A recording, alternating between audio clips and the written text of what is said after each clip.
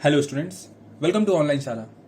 तो आज की इस वीडियो में मैं आपको बताऊंगा कि आप अपने बोर्ड एग्जाम के लिए इंग्लिश की प्रिपरेशन कैसे करें ताकि आप 80 प्लस मार्क्स स्कोर कर पाए।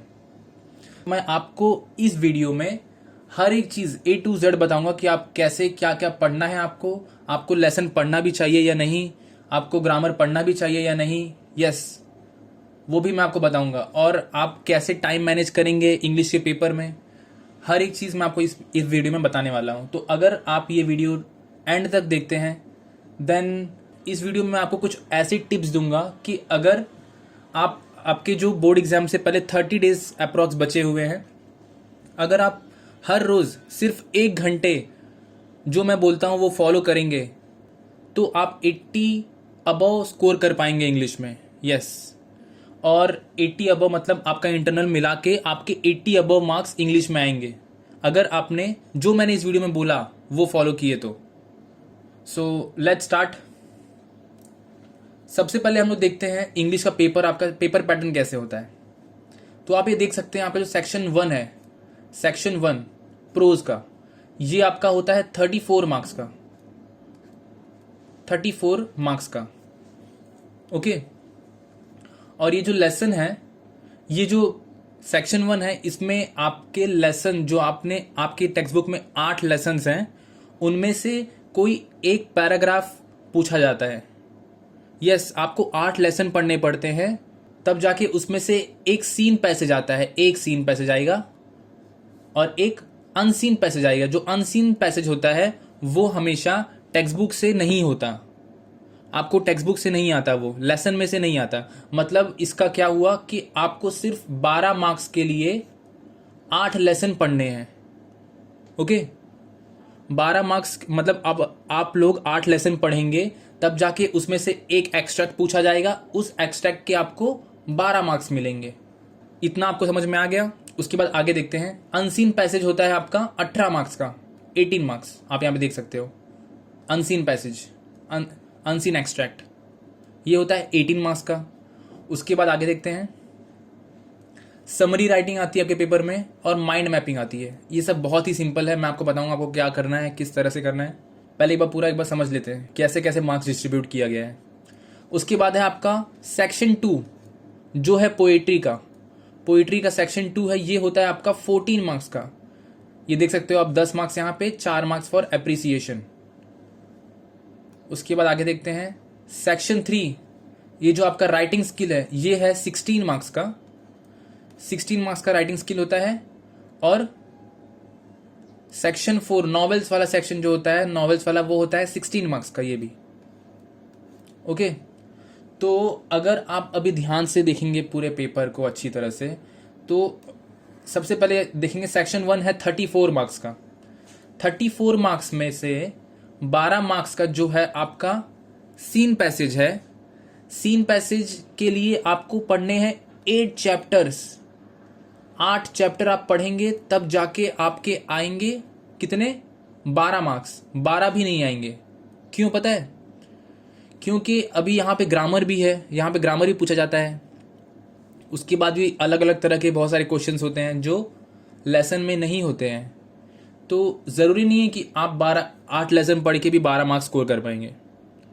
तो सबसे पहले आपको क्या करना है, आपको सबसे पहले पेपर, इंग्लिश के पेपर के लिए आपको पढ़ना शुरू करना है क्या, राइटिंग स्किल। प्लीज़ मेरी बात को ध्यान से सुनो। आपको सबसे पहले पेपर में शुरू करना है पढ़ने के लिए क्या, राइटिंग स्किल। इंग्लिश के पेपर में सेक्शन 3 जो है, सेक्शन 3 ये है 16 मार्क्स का, आप देख सकते हो। यहाँ पे मार्क्स स्कोर करना बहुत ही ईजी है। वहाँ पे आप 8 चैप्टर पढ़ोगे तब जाके आपके आएंगे 12 मार्क्स, वो भी नहीं आएंगे।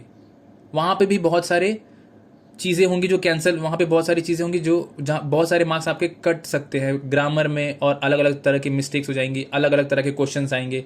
लेकिन यहाँ पे आप देखेंगे राइटिंग स्किल, सिर्फ आपको 4 राइटिंग स्किल पढ़नी। यहाँ पे आप देख सकते हो क्वेश्चन नंबर 4 का ए आप देखोगे तो यहाँ पे 3 राइटिंग स्किल आपको दिया गया है। तीन क्वेश्चन हैं, उनमें से कोई भी एक आपको पढ़ना है। तो आपको क्या करना है, हमने ऑलरेडी वीडियो बना दिया है राइटिंग स्किल्स पे। ये चारों में से एक एक पे ही वीडियो बनाया है हमने। ये जितने 4 हैं ABCD, यहाँ से हमने बनाया है ड्राफ्टिंग वर्चुअल मैसेज पे वीडियो। यहाँ से बनाया है इंटरव्यू क्वेश्चंस पे। यहाँ पे इंटरव्यू क्वेश्चंस पे मार्क्स स्कोर करना बहुत ज़्यादा सिंपल होता है। तो और यहाँ से हमने बनाया स्पीच राइटिंग पे वीडियो, और यहाँ से अपील पे। तो मैं आपको सजेस्ट करूँगा कि आप ये जो आपका राइटिंग स्किल वाला पार्ट है, सबसे पहले इसको पढ़ना शुरू करो। इसके लिए हमने जो वीडियो है वो बना दिया है, आपको आई बटन में वो वीडियो मिल जाएगा और डिस्क्रिप्शन में भी मिल जाएगा। ओके, तो ये 3 में से कोई भी एक आप प्रिपेयर कर सकते हो। मैं सजेस्ट करूंगा आप ड्राफ्टिंग वर्चुअल मैसेज प्रिपेयर करो। आपको क्या करना है, सबसे पहले ड्राफ्टिंग वर्चुअल मैसेज में क्या फॉर्मेट है, कितने पैराग्राफ्स लिखने हैं, स्टार्ट कैसे करना है, इंट्रोडक्शन लिखना है क्या, कितने पैराग्राफ्स लिखने होते हैं, और पास्ट में लिखना होता है सेंटेंस या फ्यूचर में लिखना होता है। ये जितने भी मतलब उसका फॉर्मेट आपको समझना है। आप क्या कर सकते हैं, हर रोज बस एक कहीं से भी जो प्रीवियस ईयर क्वेश्चन पेपर्स होते हैं उनमें जो भी वर्चुअल मैसेज है, या आप कहीं से भी प्रैक्टिस पेपर उठा सकते हैं। उसमें हमने ऑलरेडी अपने चैनल पे डाल के रखा है, उसका भी लिंक आपको डिस्क्रिप्शन में मिल जाएगा, टेलीग्राम का। वहाँ से आपको प्रैक्टिस पेपर मिल जाएंगे, तो वहाँ से आप पढ़ सकते हैं वर्चुअल मैसेजेस। वर्चुअल मैसेजेस के आपको फॉर्मेट बस समझना है कि किस तरह से लिखा जाता है वर्चुअल मैसेज। उस फॉर्मेट को आपको अच्छी तरह से एक पेपर और पेन लेके एक बुक में लिख लेना है। एक बुक में आपको अच्छी तरह से फॉर्मेट लिखना है, बस समझना है अच्छी तरह से। उसके बाद आपको देखना है इंटरव्यू क्वेश्चंस। इंटरव्यू क्वेश्चंस पे मार्क्स स्कोर करना, जैसे मैंने बताया, बहुत ही ज़्यादा सिंपल होता है। हमने ऑलरेडी एक्सप्लेन किया है, वो आप जाके देखो वीडियो। तो अगर आप राइटिंग स्किल का एक यहाँ से एक सिर्फ एक ही पढ़ना है, प्लीज़ तीनों पढ़ने के लिए मत जाओ, आपका टाइम वेस्ट होगा। आपके पास बिल्कुल भी टाइम नहीं है। सिर्फ एक ये तीनों में से सिर्फ एक जो भी आपको ठीक लगे। मैंने जैसे बोला कि ड्राफ्टिंग वर्चुअल मैसेज वो पढ़ो आप। तो अगर आपने ऑलरेडी पढ़ के रखा है ग्रुप डिस्कशन या स्टेटमेंट ऑफ पर्पस, तो ठीक है, फिर ये मत पढ़ो। यही जो आपने पढ़ के रखा है उसको अच्छे से और प्रिपेयर कर लो, उसका फॉर्मेट समझ लो बस कि कैसे लिखा जाता है एग्जैक्टली। आपको फॉर्मेट अच्छे से ध्यान देना है, फॉर्मेट पे। और हर रोज कोशिश करो उस फॉर्मेट को लिख के उसको हर रोज एक बार रीड करो कि यहाँ पे इसको ऐसे स्टार्ट करते हैं, इंट्रोडक्शन होता है, फिर मेन बॉडी होती है, फिर कंक्लूजन होता है। इस तरह से आपको हर रोज उसको याद करना है। उसके बाद आता है स्पीच का भी आपको फॉर्मेट समझ लेना है। फिर लास्ट में आता है अपील, इसका भी आपको फॉर्मेट समझ लेना है। अगर आपने ये फॉर्मेट समझ लिया, ये चारों का कोई भी 4 इसमें से आपने अगर फॉर्मेट समझ लिया, तो आपके 16 मार्क्स हो गए फिक्स। आपको कितने आ गए एग्जाम में? 16 मार्क्स आ गए। ओके। और अगर आप लेसन पढ़ने जाओगे, 8 लेसन आप पूरे समझोगे अगर, तब जाके आपके कहीं 10 मार्क्स आएंगे 12 में से। ओके। तो आई होप आप समझ रहे होगे कि मार्क्स की इंपॉर्टेंट कितनी है और कैसे आपका मार्क्स डिस्ट्रीब्यूट किया गया है यहाँ पे। सबसे पहले पढ़ना है आपको क्या, राइटिंग स्किल, जो कि है सेक्शन 3 में 16 मार्क्स का। आपका राइटिंग स्किल हो गया। उसके बाद आपको क्या करना है, राइटिंग स्किल डन। उसके बाद आपको शुरू करना है सेक्शन नंबर 2। आपको पोइट्री पूरी की पूरी पढ़नी है। आपको पूरी पोयम पढ़ने में सिर्फ और सिर्फ 1 या 2 दिन लगेगा। बस पोयम को पढ़ना है और इसको समझना है। पोयम क्यों पढ़ना ज़रूरी है? क्योंकि पोयम है 10 मार्क्स के लिए और बहुत ज़्यादा टाइम नहीं लगने वाला पोयम में। लेसन में बहुत ज़्यादा टाइम लग जाएगा और वहाँ पे उतने मार्क्स भी नहीं है। लेकिन पोयम छोटे छोटे होते हैं, उसको पढ़ना सिंपल होता है। 1 दिन लगाओगे पूरा तो आपका पोयम का सेक्शन पूरा खत्म हो जाएगा। और उसके ही बेस पे आता है आपका एप्रिसिएशन राइटिंग। एप्रिसिएशन राइटिंग पे मैंने आपके जितने पोयम है सबके ऊपर जितनी भी एप्रिसिएशन राइटिंग है मैंने उसके ऊपर वीडियो बनाया है।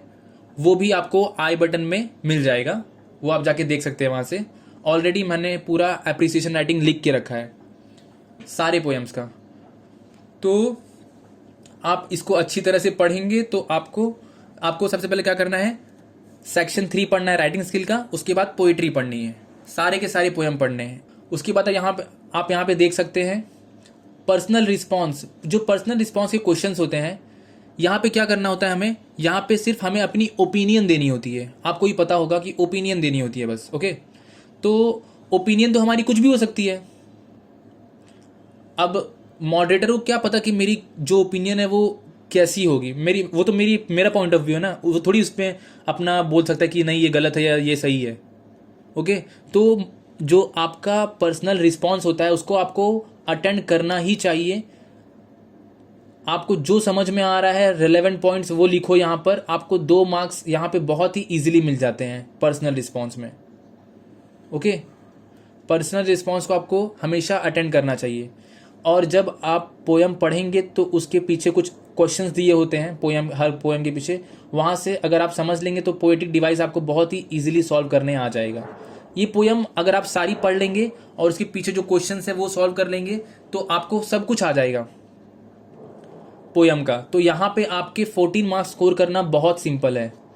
और मैंने जैसे बताया आपको कि एप्रिसिएशन राइटिंग के लिए मैंने ऑलरेडी वीडियो बनाया है, वो आप जाके देख सकते हो। मैंने सारे जितने भी आपके बुक में पोयम है, टेक्स्ट बुक में, उनका ऑलरेडी एप्रिसिएशन राइटिंग लिखा हुआ दिया है अपने टेलीग्राम ग्रुप पे, और वीडियो में भी मैंने बताया है, आप उसका स्क्रीनशॉट भी ले सकते हैं।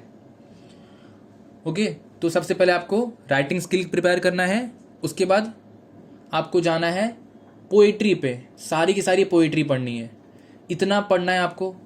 ओके, जहाँ पे ज़्यादा टाइम नहीं लगेगा। फिर उसके बाद जाना है, आपको क्या करना है कि आपको लेसन नहीं पढ़ना है। लेसन और ग्रामर के पीछे प्लीज़ मत पढ़ना, वो चीज़ें आपका बहुत टाइम वेस्ट करने वाली हैं और वहाँ पे उतने मार्क्स नहीं मिलने वाले जितना मैं आपको अभी दिखाऊंगा कि आपको जो चीज़ें मैं बताऊंगा उसको पढ़े जितने मार्क्स मिलेंगे। तो आपने अगर लेसन नहीं पढ़ा तो आपको अनसीन जो सीन पैसेज है, सीन पैसेज, उसमें आप सीन पैसेज कितने मार्क्स का आता है, एक सेकेंड, सीन पैसेज आप देख सकते हैं यहाँ पे 12 मार्क्स लिखा हुआ है, यहाँ पर 12 मार्क्स। लेकिन अगर आप ध्यान से देखेंगे तो यहाँ पे है पर्सनल रिस्पॉन्स, तो पर्सनल रिस्पॉन्स वापस से आ गया। यहाँ पे आपकी खुद की ओपिनियन चाहिए, तो ये आपके 2 मार्क्स यहाँ पे मिलेंगे आपको अगर आपने इसको अटेम्प्ट किया तो, अपना खुद का ओपिनियन दिया तो यहाँ पे आपके मार्क्स नहीं कटने वाले।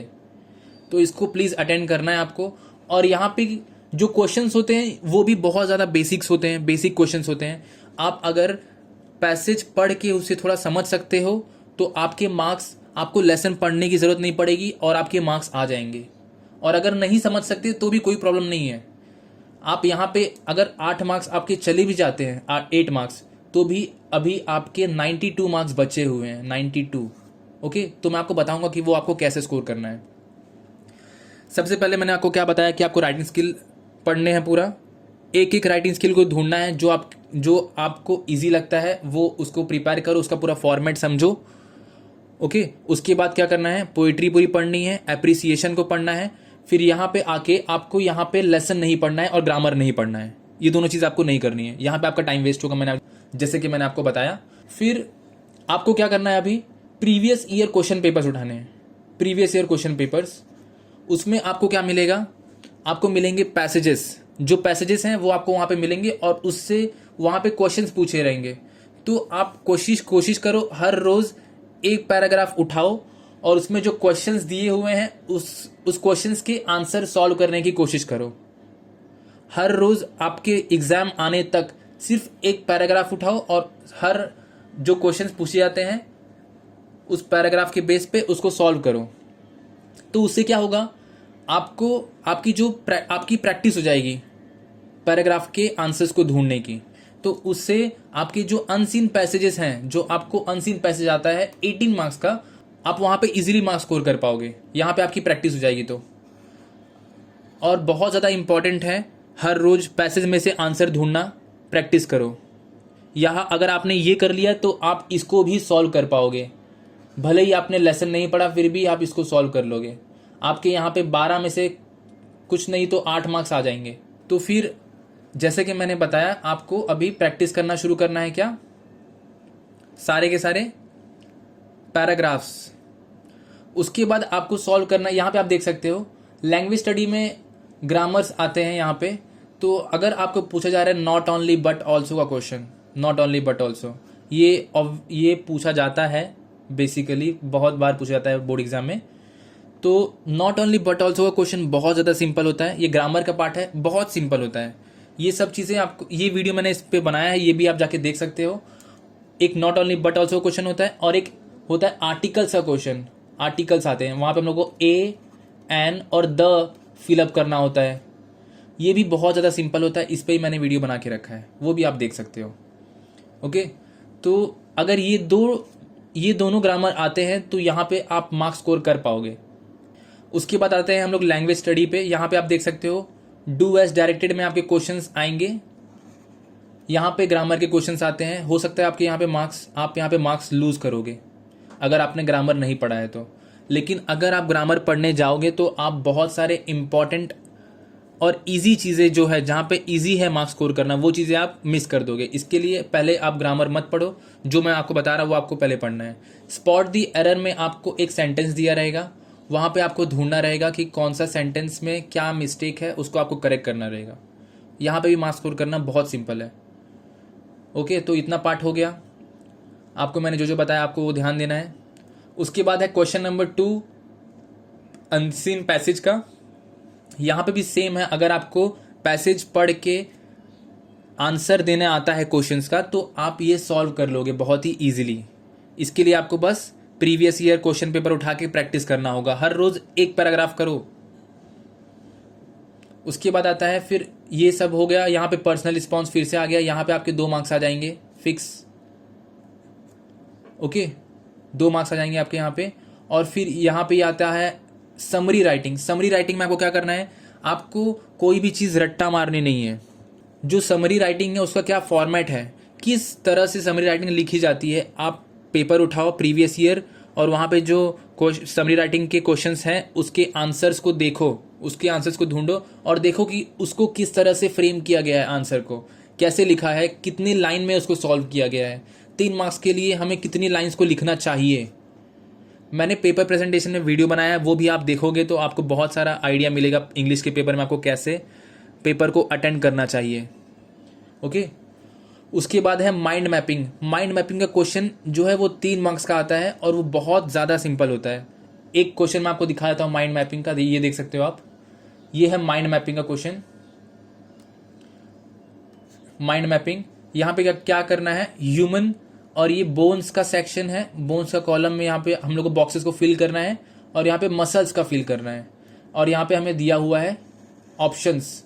ये जो मसल्स और बोन्स है यहाँ पे हमें लाइन से लिखे गए हैं, तो हमें इनमें से जो बोन है उसको बोन के लाइन में लिखना है और जो मसल है उसको मसल्स के बॉक्सेस में फिल करना है। ओके, तो यहाँ पे क्या आएगा, बोन्स में आप देख सकते हो यहाँ पे आएगा स्कल, ओके, फीमर, रिब्स और टिबिया, ये सब आ जाएंगे बोन्स में। बाकी जो बचे वो किस में आ जाएंगे, मसल्स में आ जाएंगे। ओके, तो इतना सिंपल है, आप देख सकते हो। तो इस तरह से आपके आते हैं क्या, माइंड मैपिंग। माइंड मैपिंग देख सकते हो आप 3 मार्क्स के लिए आपको आ रहा है, 3 मार्क्स आपको यहाँ पे इजीली 3 मार्क्स मिल जाएंगे। उसके बाद आपको क्या करना है, उसके बाद आना है आपको सेक्शन नंबर 4 पे। आपका हो गया सेक्शन नंबर 3, उसके बाद 2 हो गया, उसके बाद 1 मैंने बता दिया अभी। उसके बाद आना है आपको सेक्शन नंबर 4 पे। अब बहुत सारे बच्चों का डाउट है कि हमें नॉवेल पढ़ना चाहिए या नहीं, तो मैं आपको बताना चाहता हूं कि आपको नॉवेल पढ़ना चाहिए। मतलब आप पहले लेसन मत पढ़ो, आपके बुक में जो चैप्टर्स हैं उसको छोड़ के उससे अच्छा है कि नॉवेल्स पढ़ो, क्योंकि 8 चैप्टर आप पढ़ोगे तब जाके आपको कुछ 10 मार्क्स के क्वेश्चन पूछे जाते हैं। ओके, और यहाँ पे नॉवेल्स में आप सिर्फ 4 चैप्टर्स हैं, उसको पढ़ के आपके 16 मार्क्स आएंगे। 16 मार्क्स सिर्फ 4 चैप्टर पढ़ के। और यहाँ पे आप ध्यान से देखोगे तो ये जो क्वेश्चन नंबर 5 का ए है, यहाँ पे आप देख सकते हो question number 5A should be framed on text book content number 4.1। मतलब कि जो आपका 5A का क्वेश्चन है वो टेक्स्ट बुक के 4.1 लेसन से आ रहा है। ओके, और जो B है वो कौन से 4.2 से आ रहा है, C 4.3 से आ रहा है, और जो D है आपका वो 4.4 से आ रहा है। मतलब कि आपको चारों लेसन से क्वेश्चन पूछे जा रहे हैं नॉवेल में। आपके पास 4 ही लेसन है और चारों के चारों लेसन से आपको क्वेश्चन पूछे जा रहे हैं बोर्ड एग्जाम में। तो आप वो 4 लेसन पढ़ोगे तो आपके आएंगे 16 मार्क्स। ओके, और 8 चैप्टर पढ़ोगे तो आपके कितने आएंगे, 10 मार्क्स। तो ऑब्वियस सी बात है, आपको क्या पढ़ना चाहिए, पहले नॉवेल पढ़ना चाहिए। ओके, और अगर आप नॉवेल नहीं पढ़ते हो लेकिन अगर आपने प्रैक्टिस की अच्छी तरह से पैसेज को पढ़ के आंसर ढूंढने की, तो आप यहाँ पे भी 4 में से हर क्वेश्चन में 2 मार्क्स स्कोर कर पाओगे। 2 मार्क्स आपको इजीली आ जाएंगे अगर आपने प्रैक्टिस की आंसर ढूंढने की, तो आप 2 मार्क्स स्कोर कर पाओगे सब जगह पे। तो आपकी 16 में से यहां पर भी कितने मार्क्स आ जाएंगे? 8 मार्क्स आ जाएंगे। ओके, तो सबसे पहले क्या जरूरी है आपको? सबसे पहले आपको पढ़ना है राइटिंग स्किल। एक बार मैं आपको फिर से बताना चाहूंगा कि आपको सबसे पहले पढ़ना शुरू करना है राइटिंग स्किल। उसके बाद आपको शुरू करना है पोयम्स पढ़ना, पोयम और एप्रिसिएशन। फिर उसके बाद आपको करना है क्या? प्रैक्टिस करना है, पेपर को उठाना है, वहां पे जो पैराग्राफ दिया है उसमें जो क्वेश्चंस पूछे हैं उसको सॉल्व करना शुरू करना है। उसकी वजह से आपके बहुत सारे मार्क्स बढ़ जाएंगे अगर आपने उसको अच्छी तरह से प्रैक्टिस कर लिया तो। नॉवेल्स में भी आपको वो काम आएगा, सीन और अनसीन पैसेज में भी आपको वो काम आएगा, वो प्रैक्टिस। तो इस तरह से आप मार्क्स स्कोर कर सकते हैं यहाँ पे। अब मैं आपको बताना चाहूंगा आपका टाइम मैनेजमेंट, आपको कैसे पेपर को शुरू करना चाहिए। सेक्शन 1 से शुरू करना चाहिए, सेक्शन 2 से, 3 से या 4 से। तो आपको जो पेपर है, आपका जो पेपर है वो हमेशा आपको सेक्शन 1 से ही शुरू करना चाहिए। क्यों? क्योंकि अगर आप सेक्शन 2 पहले लिख दोगे या सेक्शन 3 पहले लिख दोगे तो उससे क्या होता है, मॉडरेटर जो होते हैं, जो हमारा पेपर चेक करते हैं, उनको थोड़ा सा वो इरिटेट हो सकता है आपका पेपर देख के। उनको अनकंफर्टेबल लगेगा, वो पेपर अजीब सा लगेगा, क्योंकि उनकी आदत पड़ी रहती है हमेशा सेक्शन 1, सेक्शन 2, सेक्शन 3 देखने की। अगर आपका पेपर देंगे तो वो शायद चिढ़ सकते हैं वो। ओके, तो आप कोशिश करो कि सेक्शन 1 से ही शुरू करो पेपर को। बट आप हमेशा ध्यान दो कि पेपर में भले आपने सेक्शन 1 से शुरू किया है तो याद रखो कि पैराग्राफ में, पैसेज में आपको क्वेश्चंस नहीं आएंगे, तो वहां पे अपना टाइम वेस्ट मत करो। क्वेश्चन लिखो और उसको छोड़ दो, क्वेश्चन लिख के उसको छोड़ दो और आगे बढ़ जाओ। ओके, मैं आपको यहाँ बता देता हूँ आपको कितना कहाँ पे टाइम देना है, ये आप देख सकते हो। सेक्शन 1 है जो आपका, सेक्शन 1 है जो आपका, वो है 34 मार्क्स का। यहाँ पे आपको देना है 1 घंटे 20 मिनट। यहाँ पे सेक्शन 2 है आपका 14 मार्क्स का, यहाँ पे आपको देने हैं 40 मिनट्स। 16 मार्क्स के क्वेश्चन में आपको देने हैं 40 मिनट्स, और यहाँ पे भी आपको सेक्शन 4 में भी देने हैं आपको 40 मिनट्स। ये मिला के आपके होते हैं कितने? 200 मिनट्स। 200 मिनट्स मतलब कितने? 3 घंटे 20 मिनट हो जाएंगे आपके, और आपका 10 मिनट बच जाएगा। 10 मिनट आपका बच जाएगा जो आप बाद में यूज कर सकते हैं अपने पेपर को चेक करने के लिए। ओके, यहां पे आपको ध्यान देना है कि अगर आपका जैसे सेक्शन 1 आप सॉल्व कर रहे हैं, 1 घंटे 20 मिनट का टाइम है आपके पास सेक्शन 1 को सॉल्व करने के लिए। लेकिन अगर आप सेक्शन 1 में आपको क्वेश्चंस नहीं आ रहे हैं, फॉर एग्जांपल आपने यहाँ पे आए, आपको ये क्वेश्चन नहीं आ रहा है, तो अब आप क्या करोगे? यहाँ पे टाइम वेस्ट, वो टाइम को यहाँ पे यूज मत करो।